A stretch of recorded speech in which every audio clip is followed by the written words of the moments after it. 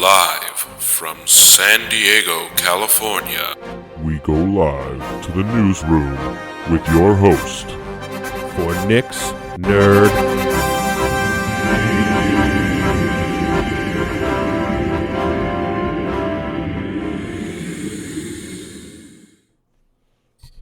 Well. How's everyone doing today, the day after Valentine's Day? Are y'all having a good night? I hope you're having a good night or day or whatever, whenever you're listening to this, right? It is the 15th of February. This is episode 249. We're one away from 250 after this. How crazy is that? It looks like a lot of you might be new here. I am, of course, your host, Nick. It looks like I'm sure a lot of you have seen my TikToks. Welcome into Nick's Nerd News. If you're not aware, this is a place where I will share my unfiltered opinions on things in a constructive way. Yes, it's unfiltered, but it's also not in a way that will, I don't know how to put that. In like I said, in a constructive way, right? I'm not going to be here to poke people or piss people off. I mean, you could probably get pissed off at some of my hot takes, but that's why they're hot takes. Thank you guys for following in other places on Instagram, Facebook, Twitter, all the like.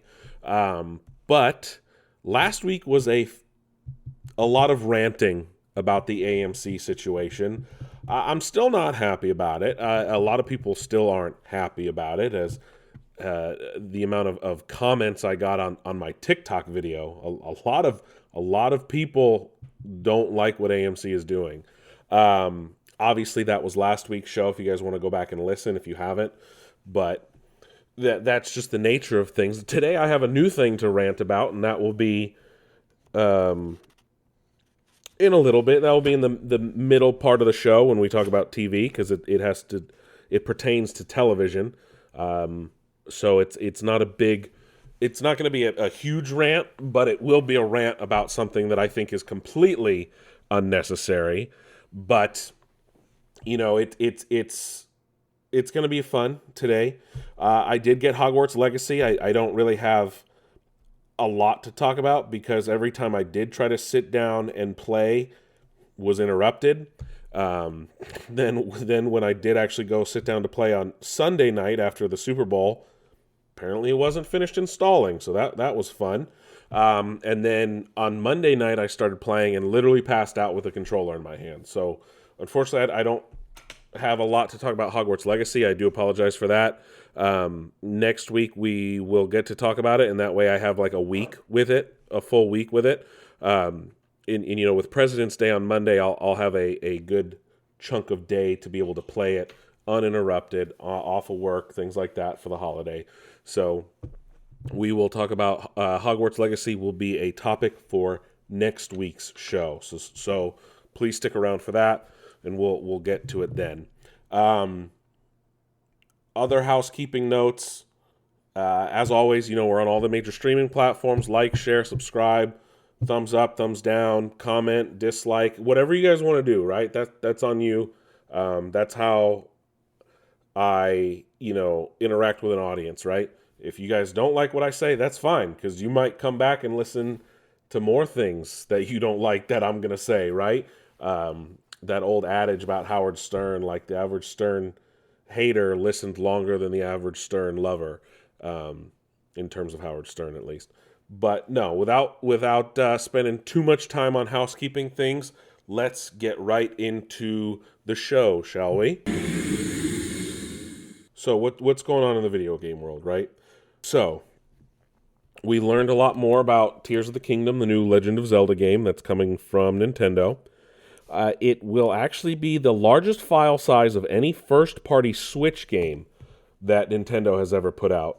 And listen to this. It's a whopping 18.2 gigabytes. And you're probably like, what the fuck, Nick? That's low. Like Xbox and PS5 games are like 90, 100 gigs at this point. And like, yeah, they are. But Switch games, remember, are mostly played off a cartridge still. So only about 18 gigs is going to install onto your Switch, which, think about it, it's kind of low, right? That's like, whoa, no wonder these games don't look as good as they should. With the money Nintendo has, you'd think that they would, you'd think that it would last, right? Or be larger. But alas, it's not. I don't know how much data, of course, will be though on the cartridge itself. That's a different number that we don't have. And speaking of which, we learned that it would be the first $70 game from Nintendo, as most next-gen, current-gen games, whatever you want to call it, will be $70 starting in 2023. We've also learned that Nintendo will be doing it on a case-by-case basis.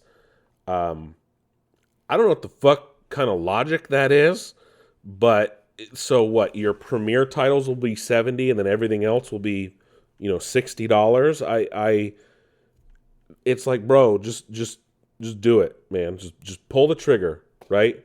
All the other publishers and developers at this point are doing it. So I don't see why not. It's at this point it's you're waiting on nothing.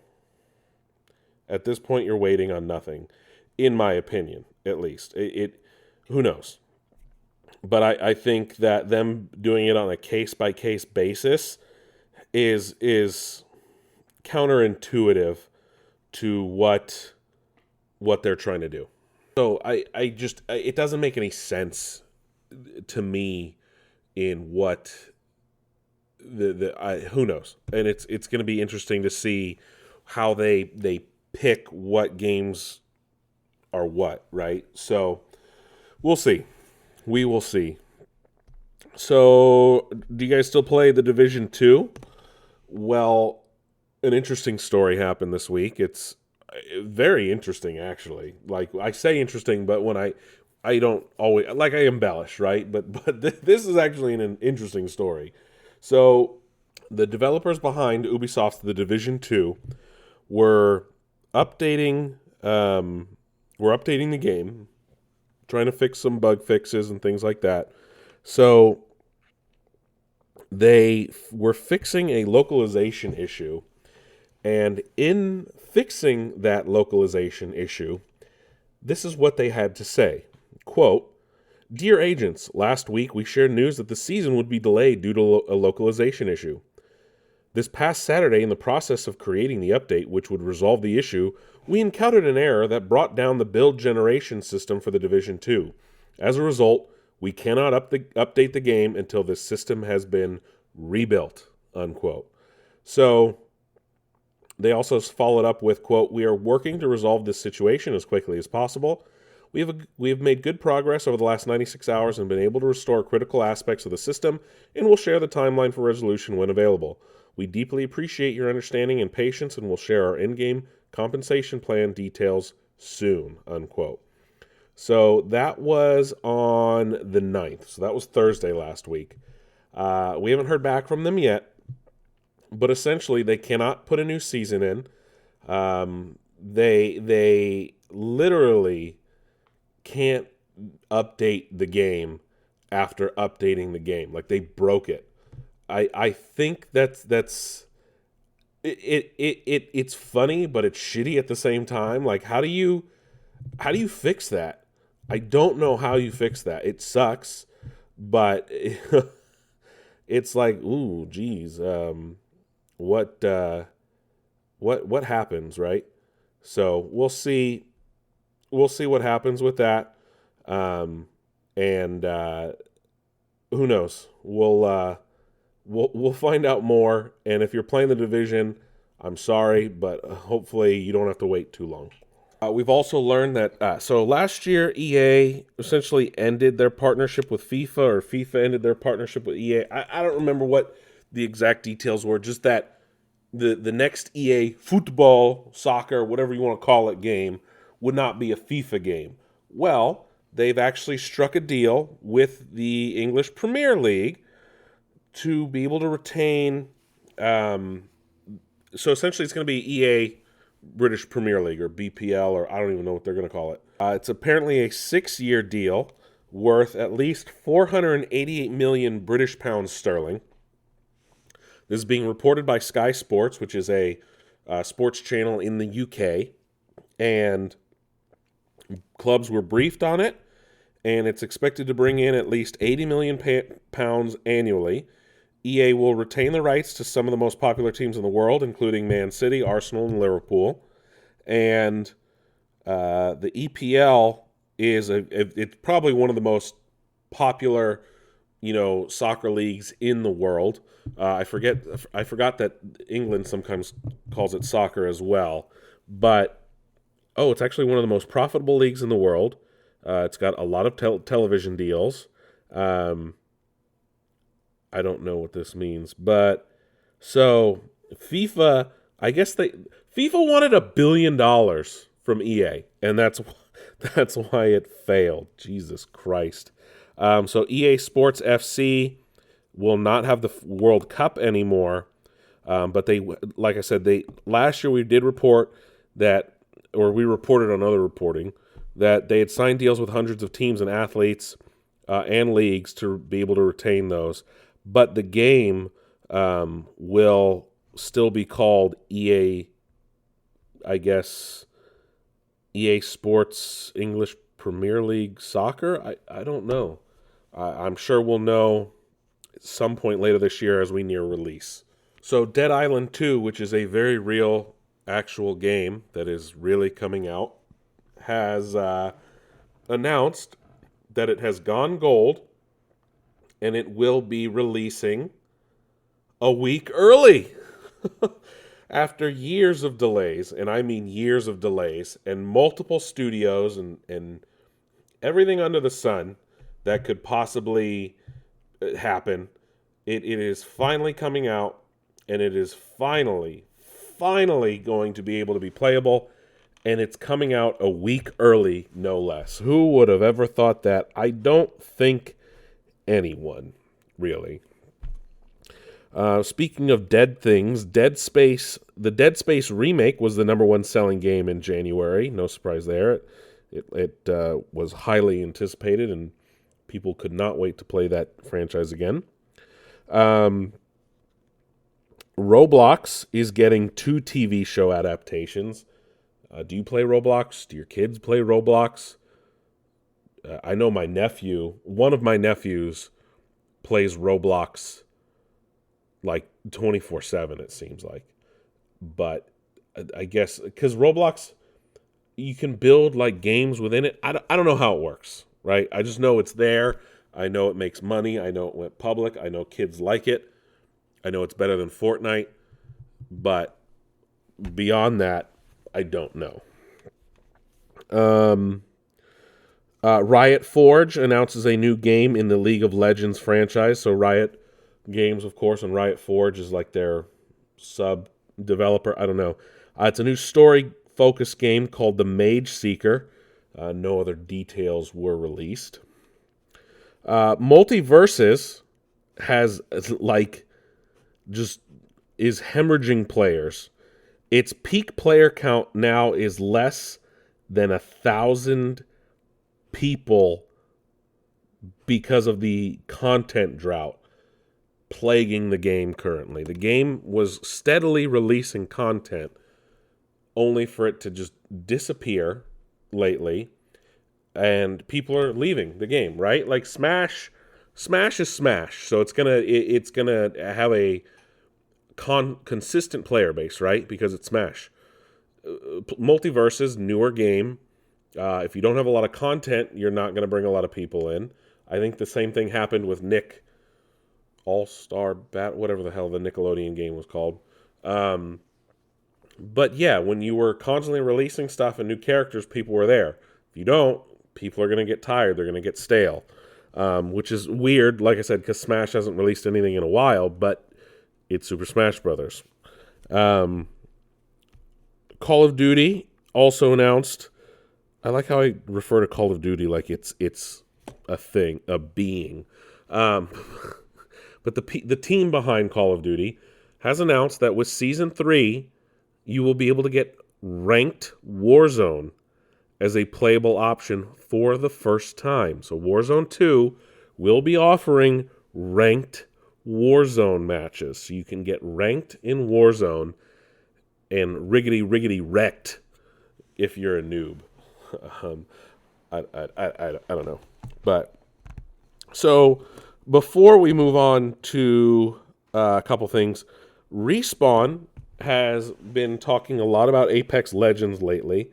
They want the game to go for 20 years like Counter-Strike. So, Respawn Entertainment, in an interview with IGN, Apex Legends design director Evan Nikolic said, quote, "Where we want to go is that Apex is going to last for 20 years like Counter-Strike. It has to be able to be self-sufficient and stand on its own. The systems have to be strong and interesting and good for players to play season over season, even if we're not adding new bespoke content. But there'll always be some attending there in terms of creating interesting choice, creating interesting challenge, and shifting the rule set that builds the healthiest game," unquote. He went on to follow saying, quote, "So if you look at some of the most established sports in the world, they've been around for 100 plus years. But those first few years, the games are, basketball is my favorite game. It has evolved a lot in just 100 years. And so we're in that early first 5 years of basketball when there's no shot clock, no three-point line, all that stuff. And we're slowly moving away to what we know in the NBA game today. And that will take time and plenty of time to add new stuff, new content," unquote. So here's my thing with this, right? When it comes to gaming, yes, there's long-lived franchises, right? Mario's been around for almost 30 plus years now. Sonic has hit its 30th anniversary. But yes, they kept evolving, but they released new things, right? Shooters, on the other hand, yes, they are around, but you lose people after a while. Counter-Strike is the only one that hasn't. But Counter-Strike, people know what they're getting. And there's a wider variety of maps and things like this, right? So when it comes to a Battle Royale style game, especially like Apex, Warzone, and things like that, you have one map. And they update it, every year, every 2 years now? I think Apex has several maps now. I don't know what the rotation is like. I haven't personally played Apex in a while. But if they continue updating it and giving it content, I can totally see it going for 20 years. Will it hit the same peak as Counter-Strike? I don't know. Gamers are a fickle bunch. They have to be able to keep bringing in new people as kids get older, things like this. You need to be able to keep that player base fresh. After 25, a lot of people are not as good as shooters as they used to be because your hand-eye coordination, motor skills start to go down. I don't want to say decrease. It's not major, but after 25, you don't see a lot of pro gamers over the age of 25 because it's not the same. So can they sustain it? More power to them if they can. But it will remain to be seen if they actually can. Anyway, couple things going on with the Activision Microsoft deal. One reason we've learned to essentially, I don't see any reason why not to support it after this story, but allegedly, if the Microsoft bid fails, Bobby Kotick will remain CEO of Activision Blizzard. And this was a report from Fox Business and unnamed sources. So take it with a grain of salt. But it said, quote, "Will absolutely remain at the gaming giant to run the company," unquote. Yeah, that's like one of the reasons people want this deal to go through, because they haven't officially said, but it was pretty much like almost a guarantee that Bobby Kotick would leave when Microsoft takes over because of the situations that have been going on at Activision in terms of misconduct and allegations that Kotick knew and did nothing about it. So there's a lot going into that, but we'll see. We'll see what happens. And then one thing that did come out with all of this is Microsoft is, they're trying to be self-deprecating, right? They're trying to get the regulatory bodies on their side. And in a report from gamesindustry.biz, they claim to have told the UK Competition Markets Authority, the CMA, that in their document that it says, quote, a redacted, literally redacted, percent decline in base game sales 12 months following their addition on Game Pass, unquote. So this has sparked a wide range of arguments across the web, right? And when you say a decrease a year later, right? How much of a decrease? Because a year later, most games are not selling, and I'm not trying to defend Microsoft in this. I'm trying to be realistic here. How many games are selling very well a year in, right? The only games we usually see do that are sports games, Call of Duty. Hell, even it took a couple years for Rainbow Six Siege to be a top seller every month for a few years straight. It's not. I don't see a lot of games having a strong sell-through 12 months later, right? Especially after being on Game Pass. Obviously, a lot of people are going to buy the game later if they played it or tried it on Game Pass, but it's not enough to move the needle as maybe a lot of people thought. Obviously, Hi-Fi Rush, which just launched on Game Pass, made it into the top Steam sales though. So right, there's for every Hi-Fi Rush though, there's another game that doesn't. And my question is, another report, people say that it's cannibalizing maybe sales of first-party games, right? Do we know if it's cannibalizing sales of Forza, if it's cannibalizing sales of Halo, of other games, right? We don't have a whole lot of games that we know have gone straight into Game Pass. Just a few Forzas, Halo Infinite, I think Gears 5 went straight in. So it's do we know what the numbers are? Do we know if it was cannibalized? Do we know how much of a percentage of a drop it was a year in? Is it more than what a normal drop would be for sales of those games? All those things have to be taken into account. And I think going off one line with a redacted number, no less, we have to be... you have to take a lot of things with a grain of salt, right? And don't get me wrong. I think that this potentially could blow up in their face because Microsoft's always touting, oh, Game Pass, Game Pass, Game Pass. It helps sales, helps sales, helps sales. And there's studios that have said it's helped their sales. But at the end of the day, though, realistically, is it hurting or helping? And that's going to be a serious question moving forward because Sony is trying to paint Game Pass as this big monarchical thing monarchical, why did I say that? Monopolizing thing that, Microsoft's controlling the cloud space, right? But in reality, are they? And is Microsoft doing this to look better? Excuse me, I burped there. Is Microsoft doing this to look better? Is it legitimate? So there's a lot of questions around this, and it really is kind of taking over the games reporting industry right now. I think I've seen 10 different articles. Oh, Game Pass, blah, blah, blah. It's cannibalizing sales. It's not as good as they reported. Blah. It's so what? Where? You always have to find the truth in the sea of non-truths, right? It's a needle in the haystack. There's a lot of bias that's going to be going around from every side.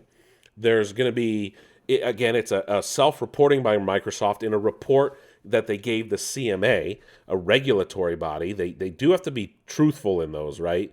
Because obviously if it comes out that they weren't, it kind of hurts their argument and they can get sued. So it's I would love to know what the actual number is because everyone is speculating off a redacted number. I would actually, and I'm being legitimate here in saying that I want to know the number because if it is hurting game sales, then it's not doing what it was intended to do, right?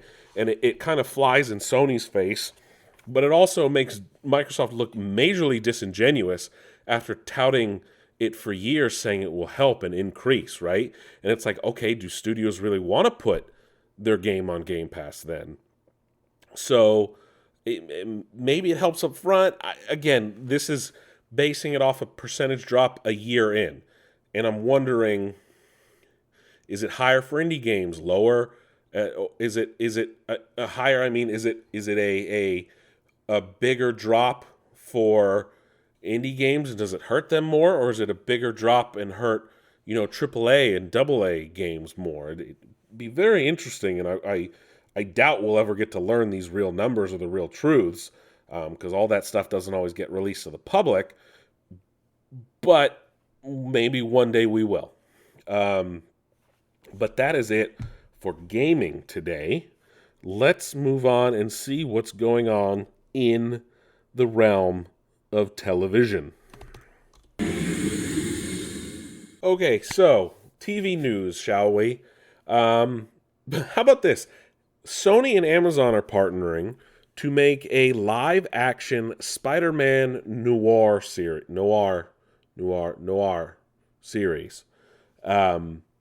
It will be produced by Phil Lord and Chris Miller, the team behind the animated Spider-Man movies, Into the Spider-Verse and such.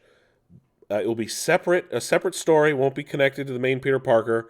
I doubt Nicolas Cage will be involved. But what is Sony doing? They are doing their damnedest to maintain whatever semblance of control they have over the Spider-Man IP. They do not want to lose it at all. They will do everything they can, including making a television show no one asked for. Amazon's going hard, though, into these period dramas and big budget television shows. Yes, they have the money, but is it sustainable? Can't wait. Granted, with Phil Lord and Chris Miller behind it, though, I can't wait to see how it goes. Netflix has announced that Arrested Development will be leaving Netflix on March 14th, including the two Netflix-produced seasons. Those were some of the first things to bear the Netflix original tag. Like those were some of the first things they produced as their own content, were those 2 extra seasons of Arrested Development. All of those will be leaving Netflix on March 14th. So if you want to watch Arrested Development, you have a month left. HBO Max has announced that Velma is getting a season 2, despite a lot of the online vitriol. We'll see how that goes. Brandon Ruth, however you want to pronounce his name, has joined the Quantum Leap reboot over on NBC. Ted Lasso Season 3 will drop in March, we've learned. Poker Face has been renewed over at Peacock. That is the show starring Natasha Lyonne, created by Ryan Johnson. It's like a whodunit series. Squid Game Season 2 will be bigger, take longer to produce and finish, but is expected to start filming this year, which with a potential 2024 release, it looks like. But Squid Game Season 2 is still coming, isn't on the way. Pedro Pascal, who is all over the place right now, as we all know, currently starring in The Last of Us on HBO, and will be starring in Season 3 of The Mandalorian come March 1st, was being interviewed by Empire Magazine, and they asked him about, starring as The Mandalorian, and he said, quote, "It's like putting on a head-to-toe glove with weights on it. It's ironic that you can't see any facial expressions because it puts you in the world so completely and instantly makes the character feel real, but you can't see shit," unquote. He also went on to say, quote, "They've continued to finesse and make it more comfortable, but it's like going blind. Your breath completely fogs up the narrow slit that you can see through. There's no peripheral vision. If there's a hole, I'm going to fall into it," unquote. Which is funny, right? Because you always think that a Mandalorian can see out of this thing. But it is a T visor, right? And it's not something that you think would give a lot of vision and ability to see out of. So it kind of explains maybe why, clone. But that doesn't explain Clone Troopers being such a good shot. Granted, no Clone Troopers ever been in live action until was it the Obi-Wan show or no, the first live action Clone Troopers. Yeah, no, it was Obi-Wan, and then it was I think we had live action Clone Troopers. Yeah, in the first season of Andor. So I wonder how easy it is to see out of those T visors, right? But we only had two other Mandalorians to go off of. We had Boba Fett, played by Jeremy Bulloch in the original trilogy, and then of course we had Jango Fett, played by Tamura Morrison in the prequels. And I'm wondering how Tamura saw out of Boba's helmet, though, in The Mandalorian and then the Book of Boba Fett. So that's a good question. And then how do these other actors see out of their T visors on their Mando, in their Mando helmets in The Mandalorian? I'd love to hear from other people, because I want to see if it actually is like shit to see out of those. And I don't know a whole lot of Mandalorian mercs, which is the like the group that dresses up for conventions and stuff. They're like the 501st, but they do dress as Mandos. So I wonder if it is hard to see out of that T visor and just no one wants to admit it. And what's going on? So the main thing, we're getting to the main story I wanted to talk about. But I just want to talk about the Bad Batch real quick. After last week's 2 amazing episodes, this week was kind of a snooze fest. Some turmoil with Omega, and I think Hondo Onaka showed up. So if that was him, that would save this episode after last week's great ones. But if it's not, I'm not gonna be the happiest of campers. But you're all here to listen to this rant that I'm going on, because if you saw my TikTok today, you know what I'm talking about. And I teased this at the top of the show. But Mattel has announced they will be rebooting Barney and Friends. And that means Barney the purple dinosaur. They have shown off their new Barney. And I am not a fan. It is going to launch a new television series. And it's... yeah. Aren't they making a movie? Anyway, it's going to get a new film, new TV, and it says, quote, comprehensive revitalization, unquote. So movies, TV shows, YouTube, music, toys, clothing. I do not like this new CGI Barney. They did give him his signature gap tooth, though. And Mattel also said that, quote unquote, classic Barney apparel and accessories will be in the works for adult fans. Look, I don't give a fuck about Barney. Let's be realistic here, right? I don't want merch, but I don't like how this looks. If kids like it, whatever. I don't care. Let them enjoy bullshit like this. I think it was fine if it was still just a dude in a costume. I think that would have been fine. I like moving to the future, right? I am into that. I don't like, though, where everything is created on a computer. And I know a lot of things are headed that way, and people would be totally happy if just everything was done in the computer and real people didn't have to do anything anymore, right? But I don't know how I feel about this. Mattel said that, quote, it will feature the ubiquitous purple dinosaur and friends, introducing new audiences to the world of Barney through music-filled adventures centered on love, community, and encouragement. In creating the new series, it was important to us that we properly reflect the world that kids today live in, so that the series can deliver meaningful lessons about navigating it, unquote. That was from Fred Sully, Senior Vice President and General Manager of Mattel Television. He also followed up with, quote, "With our modern take on Barney, we hope to inspire the next generation to listen, care, and dream big. We think the parents, many of whom will fondly remember the original Barney from their own childhoods, will love this show too," unquote. I don't know if that will come across the same coming from a computer-generated dinosaur on the screen that looks ridiculous.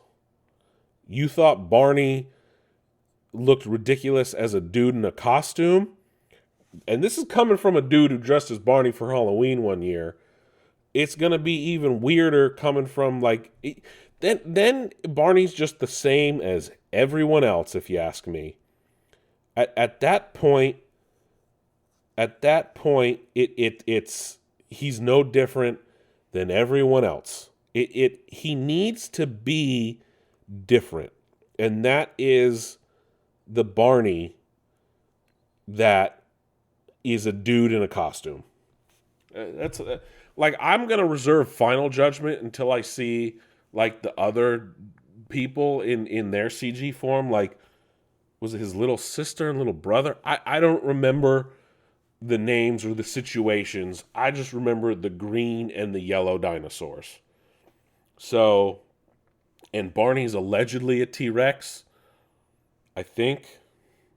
I don't know. But look, Mattel, don't do this. I mean, I know you're going to, but a lot of millennials and their kids are gonna be hurt by it. As long as they don't do it to Lamb Chop, I think I'll be okay, right? Because I loved Lamb Chop too. And if they turn Lamb Chop into a CGI character, what's next? The Muppets? Can we leave puppets and people in costumes alone? Jesus, man. I can't think of other characters I watched as a kid that were dudes in outfits or names of children's shows, to be honest. You know what can benefit from a CGI thing? Franklin the Turtle or Little Bear. Those shows. Turn those into CGI for kids. I'll accept that. Just not a dude in a costume. Because, that's the whole appeal. A kid can hug Barney then, right? But now you're going to make a new dude in a costume, but it's going to look like that and not like Barney. Anyway, that's my ridiculous rant on Barney, of all things. Look at what I've been reduced to here, friends, fans. Ranting about Barney. Let's not ever do this again, shall we? Anyway, let's head on over to Hollywood and see what's going on over there. Before I forget, Star Trek Picard Season 3 starts tomorrow. We will talk about it next week with the return of the Next Generation cast. Well, I'm not going to be talking with them, but that's why it's a big... Anyway, Hollywood. On to Hollywood. So, what's going on in Hollywood, right? What's going on? Bob Iger, who recently took back over Disney, has informed the world. He was speaking to CNBC's David Faber, and happened to be talking about Marvel chairman and former CEO Ike Perlmutter, who has been kind of supporting Nelson Peltz in a attempted takeover of the Walt Disney Company. And essentially talked about how he saved Kevin Feige's job, actually.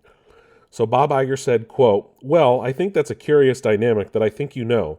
Our filings indicate that both..." Oh, sorry. Let me stop right there. That's all about Perlmutter and Peltz. Perlmutter, of course, was kind of pushed out. But here we go. Quote, "And in 2015, he was intent on firing Kevin Feige, who was running Marvel Studios, and I thought that was a mistake and stepped in to prevent that from happening. I think Kevin is an incredibly talented executive that the Marvel track record speaks for itself. And so I moved the movie-making operation of Marvel out from under Ike and into the studio under Alan Horn," unquote. So obviously that eventually led to Ike Perlmutter kind of not really doing anything with Marvel Studios or Marvel Productions. That's when kind of Marvel TV stuff kind of ended and kind of rebooted when we got more MCU shows. Ike Perlmutter, of course, I think he still runs Marvel, like Marvel Publishing, like the comics and stuff. But it's interesting that they tried to push Feige out in 2015 in the middle of the MCU. God, where would Disney, the MCU, and Marvel be today if they had done that? That would have been very interesting. And following along those lines, Kevin Feige has actually been opening up a lot. I forgot. I knew I forgot something. There was a TV story, but we'll that kind of connects to the MCU, actually. So Kevin Feige has opened up about quite a few things. The first of which being that, where's it? Where'd it go? That there's too much of MCU shows on Disney Plus. He was speaking with Entertainment Weekly, and he said, quote, "I do think one of the powerful aspects of being at Marvel Studios is having these films and shows hit the zeitgeist. It is harder to hit the zeitgeist when there's so much product out there and so much content, as they say, which is a word that I hate." Laughs. "But we want Marvel Studios and the MCU projects to really stand out and stand above. So people will see that as we get further into Phase 5 and 6, the pace at which we're putting out the Disney Plus shows will change so they can each get a chance to shine," unquote. He also talked about, I guess getting back into an episodic nature in regards to the shows, kind of focusing on characters, not so much like a big production, but not huge production connected in every which way. He talked about there's the future for the Moon Knight in the MCU still. But he did go on to talk about some of the movies as well. So in that same interview, he talked about Fantastic Four, saying, quote, "There's certainly been versions of it on screen, but never inhabiting the storytelling of the MCU. And that's something that is really exciting for us. People will start to hear more about that soon. We plan on that being a big pillar of the MCU going forward, just the way they've been in the comics for 50 or 60 years. Fantastic Four is the foundation for everything that came after in the comics," unquote. So clearly he knows people want to make sure that a good Fantastic Four movie comes out of Marvel Studios. He also confirmed that Deadpool 3, I should say, will be the first rated R MCU film. And he even spoke about the next Spider-Man film. He said, quote, "All I will say is that we have the story. We have the big ideas for that, and our writers are just putting pen to paper now," unquote. So it looks like we will be getting a fourth Spider-Man film with Tom Holland, but it looks like that probably won't be out until at least 25 at the earliest at this rate. Didn't really say much about the X-Men or anything like that, but what's funny is Patrick Stewart was being interviewed, obviously because Star Trek Picard Season 3 is coming out, but again, Entertainment Weekly, he was being interviewed, and he said, quote, "I can't say about what Charles' future might possibly hold," unquote. "Actually, it went very well. He did say something like, 'Hey, I would have done this.' Yes, that's true. But we're not done. Sir Ian and myself, we got plans," unquote. There were rumors that he may have met with Kevin Feige in regards to Deadpool 3. But if we get to have both of them back for Deadpool 3, Ian McKellen as Magneto and Sir Patrick as Charles Xavier, I'm perfectly fine with it because it takes place before Logan, so we'll be all set. I am perfectly okay with that happening. And sticking with the Marvel here a bit, so we actually found out John Leguizamo was on, who was he talking to? Comicbook.com. And he actually talked about how he was actually cast as the Vulture in Spider-Man, what was the first one? Homecoming. So he said, quote, I was supposed to be the Vulture. We had negotiated, and I was about to play him, and they said that Michael Keaton wanted it back, and they asked me if I would give it up. I said, well, okay, I guess. They said, no, we'll work with you again. We're gonna. That's what happened there. They offered me something tiny. I went, nuh-uh, unquote. So, look, would John Leguizamo have been a better Vulture? I don't know. I like John Leguizamo as an actor. I hope they do bring him into the MCU in some way then. But let's be honest. Everyone loved Michael Keaton as the Vulture, and it was a great part and a great character. In another universe out there somewhere, John Leguizamo is the Vulture.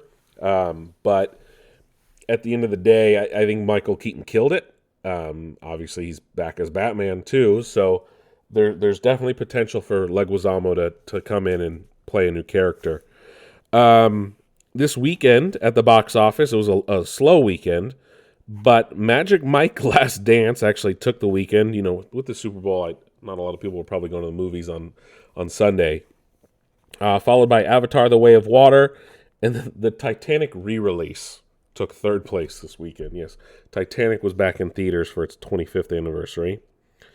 More drama surrounding the Batgirl film. Leslie Grace, the star who was set to play Batgirl, now says that the unreleasable, what Peter Safran called unreleasable, says, quote, I got to see the film as far as it got to. The film wasn't complete by the time that it was tested. There were a bunch of scenes that weren't even in there. They were at the beginning of the editing process, and they were cut off because of everything going on at the company. But the film that I got to see, the scenes that were there, was incredible. There was definitely potential for a good film, in my opinion. Maybe we'll get to see clips of it later on, unquote. Obviously, it seems like what she saw was good. Obviously, she's gonna hype herself up, right? She wants to keep working as Batgirl, keep getting stuff, but we don't know what the finished product would have looked like. And I know Michael Keaton was supposed to be back as Batman again. We all know that J.K. Simmons was back as Commissioner Gordon, which I hope they keep him around, if anything. And maybe she was good as Batgirl, so maybe they'll work something out and bring her into the new DCU. Who knows? But as of right now, we don't know the truth about that movie, or we'll probably never will or see it the light of day. We've learned that John Wick Chapter 4 will be the longest film in the series at almost 3 hours long. 2 hours and 49 minutes. 10 minutes shy of 3 hours. Hell yeah, I'm all in for John Wick. We also got our first look at Lady Gaga in her role in Joker Part 2, Folie à Deux, or whatever the hell they're fucking calling it. I don't know. Heavily rumored, of course, to be playing Harley Quinn. Her character seems to have the same bleached white hair, but there's not much. It's literally them just face to face with Arthur Fleck, Joaquin's Joker, still having his face paint on and looking like he's been through the ringer. So we'll see what happens with that film. I still don't understand why we're getting a second one. Movie. I don't think I've gone back and watched it again. It's not really a movie that you can watch twice coming away happy from. That's for sure. Let's see. That's good. We've also learned that, so James Gunn has come out and said that Zack Snyder has essentially expressed his support, is what it's being called. So obviously there's a lot of things going on in the fandom.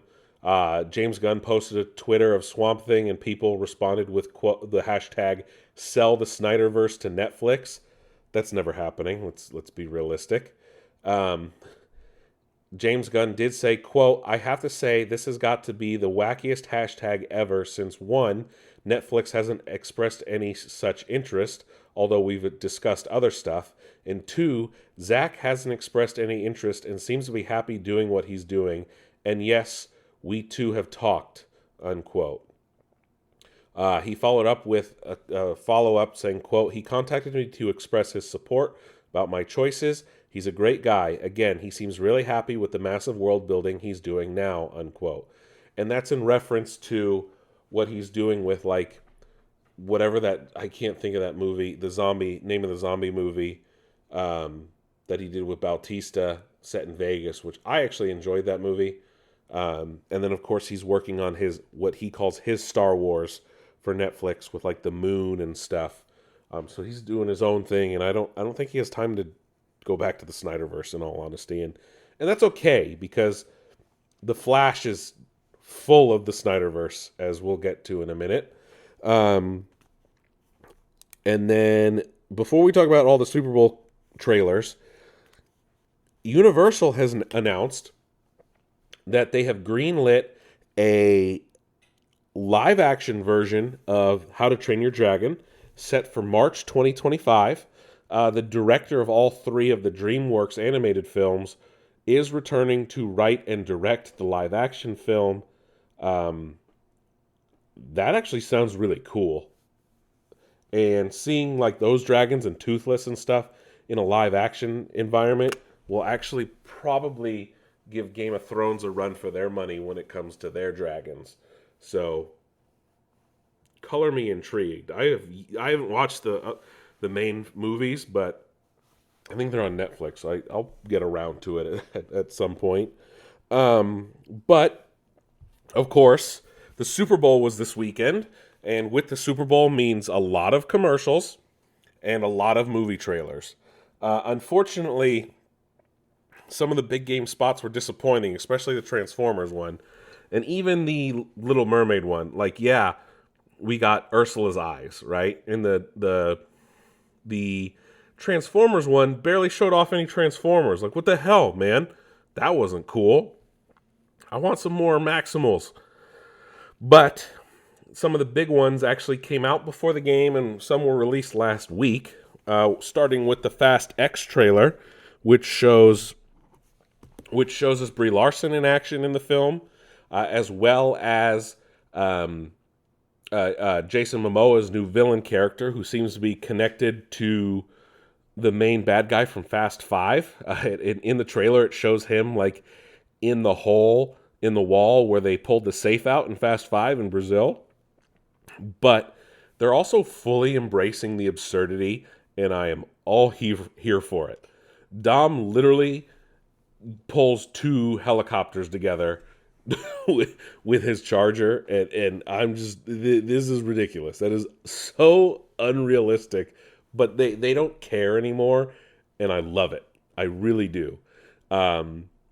I cannot wait for Fast X, Fast 10, whatever you want to call it. It looks like so much fun. I cannot wait. I love all the Fast and Furious movies except for Tokyo Drift. That movie's not good. Then we got a new trailer for Guardians of the Galaxy.